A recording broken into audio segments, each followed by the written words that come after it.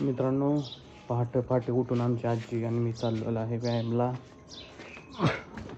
आमच्या आजीला व्यायामचा खूप असा नाद आहे आणि ती 80 वर्षाची आहे, पण तिला अजून 100 वर्ष तरी जगायचं आहे तिला. त्याच्यामुळे ती डेली व्यायाम करण्यासाठी उठते. ती पाऊल पण एकदम छानपैकी सरळ टाकते आणि तिला एकदम ताठ असं चालता येतं आहे. आणि अजून तिच्या अंगामध्ये खूप असा जोश आहे. जोश काय त्या अंगातलं कमी होऊ देत नाही.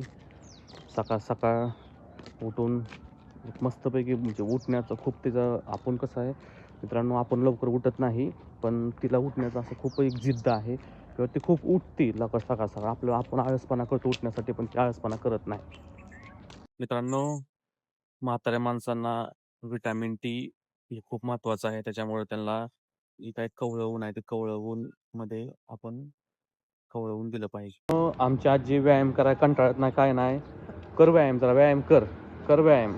आणि जरा ही जर हे पाय दिसतो थोडं उघडं, ह्याला आहे ना थोडं हे दे, ऊन दिसलं पाहिजे, कवळवून दिसलं पाहिजे. हां, कवळवून दिसलं पाहिजे. हां, कवळवून मित्रांनो लय महत्त्वाचा, विटॅमिन डी भेटते त्याच्यापासून आपल्याला.